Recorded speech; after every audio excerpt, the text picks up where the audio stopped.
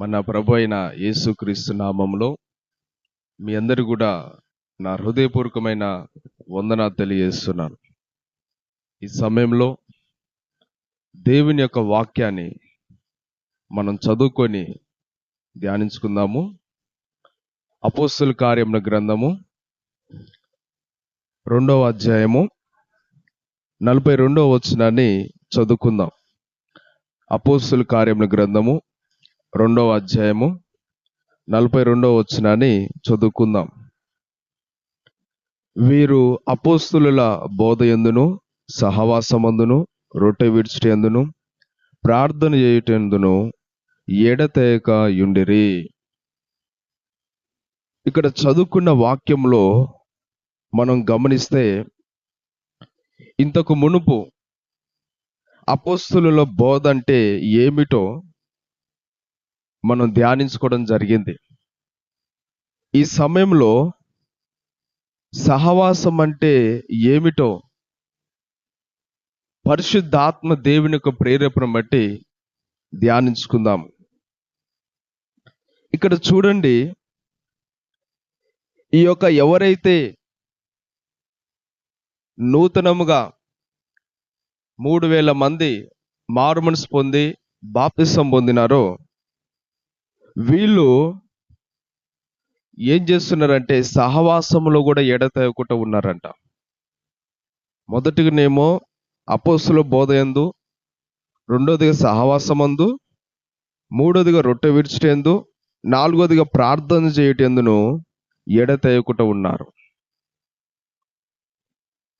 మొదట్లో ఉన్న సంఘము, ఆదిమ సంఘము ఈ యొక్క 4 విషయాల్లో కూడా ఎడతెగకుండా ఉన్నది. సహవాసము, ఈ సహవాసం అనేది చాలా ప్రాముఖ్యమైనది. ఎందుకంటే దేవుని రాజ్యం కట్టబడ్డానికైనా, సంఘము ఎదగడానికైనా సహవాసం, ఫెలోషిప్ అనేది చాలా ప్రాముఖ్యమైనది. ఎవరితో సహవాసం చేయాలి? సహవాసం అంటే 2 విషయాలు. ఇక్కడ క్రైస్తవులు ఎవరితో సహవాసం చేయాలి? మొదటిగా యేసు ప్రభువుతో సహవాసం చేయాలి. రెండోదిగా ఆయన ప్రజలైన విశ్వాసులతో సహవాసం చేయాలి. ఈ 2 సహవాసాలలో మారుమనసు రక్షణ పొంది నూతనంగా జన్మించిన విశ్వాసులందరూ కూడా దేవునితో సహవాసం కలిగి ఉండాలి.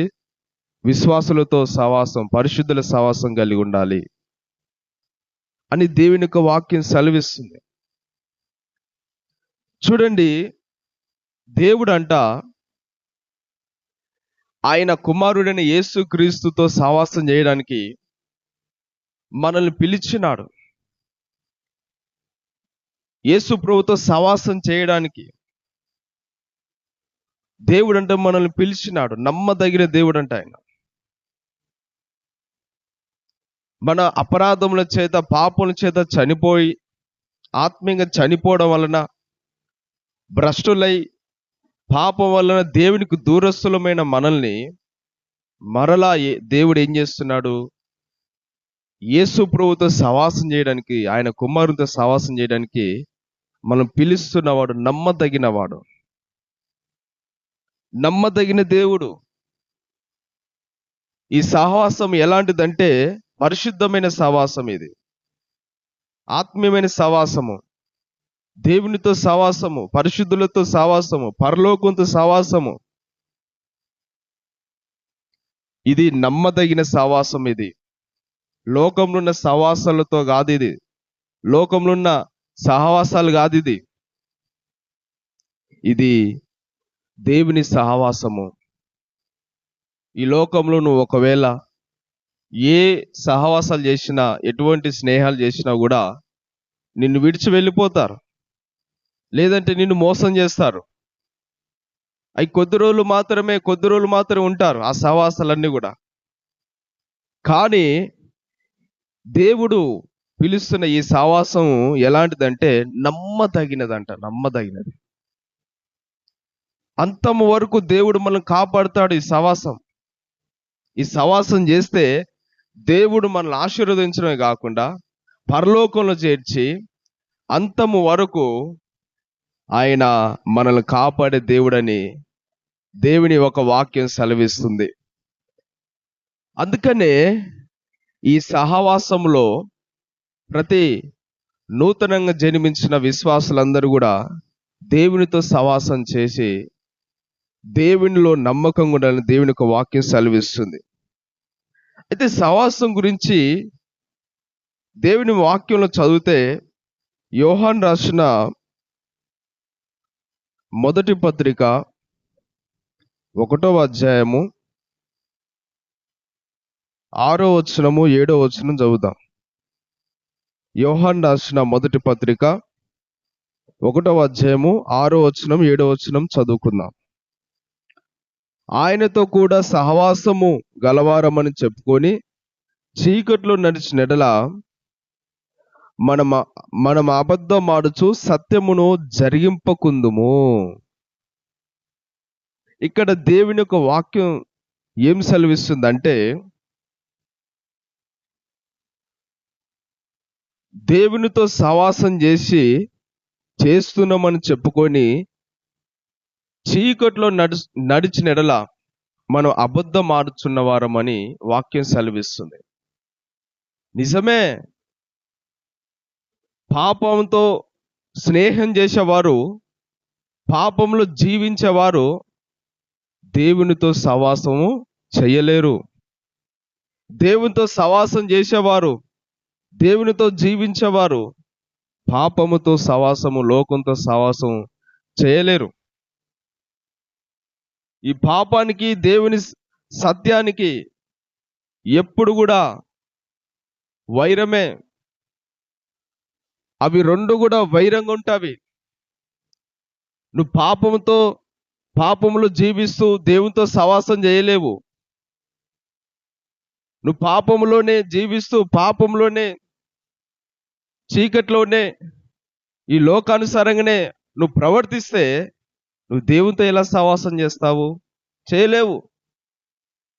ఒకవేళ నువ్వు దేవునితో సహవాసం చేసినట్లయితే, సత్యంలో నడుస్తున్నట్లయితే, వెలుగులో ఉన్నట్లయితే ఈ లోకంలో ఉన్న పాపంతో నువ్వు సహవాసం చేయలేవు. ఈరోజు నీ సహవాసం ఏ విధంగా ఉంది? ఏదో దేవుని నమ్ముకున్నాను, నేను బాప్తిసం పొందినాను, మారు మనసు పొందినాను, బాప్తిసం పొందినాను, నెలకోసారి మందిరానికి వెళ్తాను, నేను కూడా క్రిస్టియన్నే అని చెప్పుకుంటే సరిపోద్దా? సరిపోదు. నువ్వు బాప్తిసం పొందినంత మాత్రాన, ఏదో నెలకోసారి వారానికోసారి మందిరం పోయినంత మాత్రాన, క్రైస్తవురాలని చెప్పుకున్నంత మాత్రాన నీవు దేవుని బిడ్డవు కాలేవు. మరి ఎలా అవుతావు అంటే, దేవునితో నువ్వు వ్యక్తిగతంగా సహవాసం కలిగి ఉండాలి. వ్యక్తిగత సహవాసము అంటే నువ్వు మారుమనసు పొందినావు, రక్షణ పొందినావు, ఇంకా నువ్వు ఎలా ఉండాలి తెలుసా? నువ్వు ప్రార్థన చేసుకుంటూ, దేవుని వాక్యాన్ని చదువుతూ, వాక్యం ప్రకారం నడుస్తూ, దేవునికి విధేయత కలిగి, దేవుని భయభక్తులు కలిగి, మందిరానికి వెళ్తూ పరిశుద్ధంగా జీవించి ఇక దేవుని యొక్క మార్గంలోనే నడవడం. నువ్వు లేచినప్పుడు ప్రార్థన చేసుకోవడం, నువ్వు ఎక్కడ జాబు వేయించినా, ఏ పని వేయించినా కూడా మళ్ళా సాయంత్రం పూట ప్రార్థన చేయడం.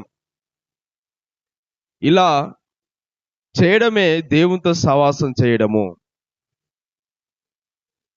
ఇలా చేసినప్పుడు మాత్రమే, దేవుని మార్గంలో నడిచి పరిశుద్ధంగా యథార్థంగా జీవించినప్పుడు మాత్రమే, వాక్యానుసరణ నడిచినప్పుడు మాత్రమే, ప్రార్థన చేస్తున్నప్పుడు మాత్రమే, దేవునికి నమ్మకంగా ఉన్నప్పుడు మాత్రమే నువ్వు దేవునితో సహవాసం చేస్తున్నావు అని అర్థం. కానీ ఇవన్నీ ఏమి లేకుండా, ఏదో నేను బాప్తిసం పొందాను కదా, నేను కూడా క్రైస్తవునే అని చెప్పుకొని ఒక ప్రార్థన చేయరు, దేవుని వాక్యానికి లోబడరు, మందిరానికి వెళ్ళరు, పరిశుద్ధంగా జీవించరు, మొత్తం కూడా ఈ లోకానుసారంగా చీకటిలోనే ఇంకా జీవిస్తూ ఉంటారు. అంటే పేరుకు ఒక బాప్తిసం మాత్రం పొంది సరిపోద్దా? అది దేవునితో సహవాసం చేసినట్టేనా? కాదు. అది దేవునితో సహవాసం చేయడం అని అది కాదు దేవునితో సహవాసం చేయడం అంటే. నువ్వు దేవుని మార్గంలో నడవాలి. ఒక క్రైస్తవులు కనీసం రోజుకు ఒక 2 గంటల నుంచి 3 గంటల సేపైనా ప్రార్థన చేసుకోవాలి. ఉదయం 1 గంట, సాయంత్రం 1 గంట, మధ్యాహ్నము ఒక 3 గంటల సేపైనా ప్రార్థనలో ఉండాలి. ప్రతి క్రైస్తవులు, అది ఎవరైనా సరే, ఎవరైనా సరే 3 గంటల సేపైనా ప్రార్థన చేయాలి. అలాగనే మందిరానికి వెళ్ళాలి, పరిశుద్ధంగా జీవించాలి. దేవుడు అంటే భయం భక్తి కలిగి వాక్యానుసారంగా నడుచుకోవాలి, సత్యమును అనుసరించాలి. వెలుగులో ఉన్నాం మనం, వెలుగు సంబంధులం కాబట్టి దేవుని మార్గాన్ని మనం అనుసరించాలి. ఇక అప్పుడు మాత్రమే దేవునితో సహవాసం చేసిన వారం అవుతాము. లేకపోతే ఇవన్నీ ఏమి లేకుండా నీకు ఇష్టం వచ్చినట్టు జీవించడం, బాప్తిసం తీసుకొని కూడా నీకు ఇష్టం వచ్చినట్టు జీవించడం, చీకట్లో నడవడం, ఇట్లాంటివి చేస్తే నువ్వు దేవునితో సహవాసము లేదని అర్థము. అలా లేకపోతే దేవుని రాజ్యంలో అడుగుపెట్టే అర్హత లేదు. ఈ భూమి మీద మొదటిగా నువ్వు దేవునితో సహవాసం చేయాలి. దేవునితో సహవాసం చేస్తేనే పరలోకంలో కూడా ఆయనతో పాటు నువ్వు ఉంటావు. కాబట్టి ఆదిమ సంఘము దేవునితో సహవాసం చేసినారు. అలాగనే రెండోదిగా ఏమిటంటే పరిశుద్ధులతో సహవాసం. ఎవరితో సహవాసము? పరిశుద్ధులతో, విశ్వాసులతో సహవాసం. మొదటినేమో యేసు ప్రభువుతో సహవాసం చేయాలి. రెండోదిగా పరిశుద్ధులతో సహవాసం చేయాలి. ఎవరైతే దేవుని యందు విశ్వాసం ఉంచుతారో, ఎవరైతే విశ్వాసులుగా ఉన్నారో అలాంటి వారితో ఏం చేయాలి? సహవాసం చేయాలి. అలాంటి వారితో మనం కలిసి ప్రార్థన చేయాలి, కలిసి ఆరాధన చేయాలి. అలాంటి వారితో దేవుని స్తుతించాలి. అలాంటి వారితో దేవుని మాటలు చెప్పుకోవాలి. దేవుని నామమును ఘనపరచాలి, ప్రార్థన చేయాలి ఏకంగా కూడి. దేవుని బిడ్డల దగ్గర వెళ్ళి మరి ఏక మనసుతో ప్రార్థన చేసేవారు ఉండాలి. పరిశుద్ధులతో సహవాసం చేయాలి. లోకస్తులతో కాదు, భక్తిహీనులతో కాదు చేయాల్సింది. దేవుని బిడ్డలతోనే సహవాసం చేయాలి. ఆదిమ సంఘము కూడా వాళ్ళు మరి ఎక్కడ ఏ ప్రార్థన నడుస్తున్నా కూడా అందరూ ఒక దగ్గర పోయి కూడుకొని ప్రార్థన చేసేవారంట. ఆల్ నైట్ ప్రేయర్ నడిచినా కూడా అందరూ ఒక దగ్గరకు వచ్చి ప్రార్థన చేసేవారు. సంఘ కాపరి చెరసాలబడ్డప్పుడు, పేతురు చెరసాలబడ్డప్పుడు ఏక మనసుతో వాళ్ళు పట్టుదలతో సంఘమంతా కూడి ప్రార్థన చేసినారు. చూడండి, ఉపవాసాలున్నా అలాగనే ఏక మనసుతో చేసినారు. సంఘ కాపరి కష్టాల్లో ఉన్న ఏక మనసుతో పట్టుదలతో ప్రార్థన చేసినారు. అలాంటి విధంగా వాళ్ళు ఉన్నారు కాబట్టి ఆ ఆదిమ సంఘము అంత గొప్ప ఉజ్జీవం రగిలింది ఆ సంఘంలో. ఈ రోజులలో కూడా ప్రతి ఒక్క విశ్వాసులు, సార్వత్రిక సంఘములో కూడా అలాంటి ఐక్యత, అలాంటి సహవాసం కలిగి ఉండాలని దేవుని యొక్క వాక్యం సెలవిస్తుంది. అప్పుడు మాత్రమే గొప్ప ఉద్యమం రగులుతుంది. అంతేగాని నువ్వు మీ ఇంటికాడ చేసుకో ప్రార్థన, నేను మా ఇంటికాడ చేసుకుంటా, నేను చర్చికి రావాలన్నా ఆదివారం ఇంటికాడనే కూర్చొని ప్రార్థన చేసుకుంటా, ఇంటికాడనే కూర్చొని ఆరాధన చేసుకుంటా, బల్లారాధన, నేనే రొట్టె వీరవడం, నేనే బల్లారాధన చేసుకుంటా, లైవ్లో నేను యూట్యూబ్లో ఆరాధన చూస్తాను అని చాలా వరకు ఈ విధంగా ఉంటే మాత్రము ఇది కాదు పరిశుద్ధుల సహవాసం. ఎల్ఈడి స్క్రీన్లో నేను చూస్తాను, యూట్యూబ్లో లైవ్ చూస్తాను, ఇంటి దగ్గరనే ఉండి ఆరాధన చేసుకుంటాను, ఇట్లా అంటే ఇది కాదు పరిశుద్ధుల సహవాసం. బైబిల్ ఏం చెప్తుంది? దేవుని వాక్యం ఏం చెప్తుందంటే సమాజంగా కూడుకుంటా మానొద్దు అనేసి అంటుంది. సమాజంగా కూడుకోవాలి. విశ్వాసులందరూ ఒక చోట కూడి దేవుని ఆరాధించాలి. అప్పుడు దేవుని సన్నిధి దిగి వస్తుంది. అప్పుడు నువ్వు కూడా ఆత్మీయతలో ఎదుగుతావు, ఇంకా ఆత్మ బలం కలిగి జీవిస్తావు. నీకు ఏ బాధ ఉన్నా కూడా ఇతరులకు చెప్పగలుగుతావు. విశ్వాసులకి, అమ్మా నాకు ఈ ఈ యొక్క సమస్య ఉంది, దయచేసి ప్రార్థన చేయని నువ్వు వారికి చెప్పుకోగలుగుతావు. వాళ్ళకి ఏ సమస్య ఉన్నా కూడా వాళ్ళు నీకు చెప్పుకోగలుగుతావు. ఇట్లా ఒకరికొకరు చెప్పుకొని చేయని ప్రార్థన చేయడం ద్వారా గొప్ప కార్యాలు జరుగుతాయి. అందుకని పరిశుద్ధుల సహవాసం ఉండాలి. మందిరానికి వెళ్ళాలి, పరిశుద్ధులతో సహవాసం చేయాలి. అంతేగాని నేను ఏకంగా ఉంటాను, నేను ఒక్కరిని ఇంటికాడ చేసుకున్నా అంటే మాత్రము నీ ఆత్మీయ జీవితము దిగజారిపోతుంది. ఎందుకంటే చూడండి, ఒక 10 కట్టెలు ఒక కాడ మంటే వేయండి, ఒక 10 కట్టెలు అవి దగదగ మండుతున్నప్పుడు అవి ఎంతో మంట వస్తుంది. ఆ 10 కట్టెల నుంచి ఒక కట్టె తీసి పక్కకేయండి, 9 కట్టెలు బాగానే మండుతాయి. ఎందుకంటే ఏకంగా కలిసి మండుతున్నాయి కాబట్టి అవి చాలా మండుతూ ఉంటాయి. కానీ ఆ ఒక్క కట్టె మాత్రమే ఆ చిన్నగా మంట ఆరిపోయి పొగ వచ్చి మొత్తం చల్లారిపోతుంది. ఎందుకంటే ఆ సపోర్ట్ ఏం లేదు, ఇంకా మంట మండడానికి కానీ మండించడానికి ఏం లేదు ఆధారం. కాబట్టి ఆ కట్టె కూడా చివరికి ఏమైపోతుంది, చల్లారిపోతుంది.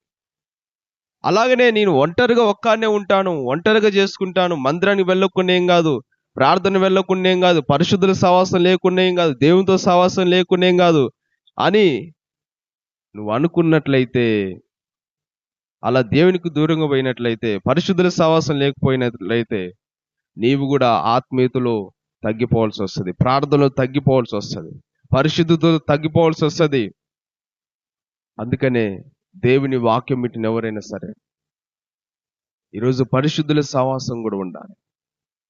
పరిశుద్ధులు ఎక్కడైతే విశ్వాసులు ఉన్నారో అక్కడికి వెళ్ళి ప్రార్థన చేయండి, దేవుని ఆరాధించండి, స్తుతించండి, పాటలు పాడండి.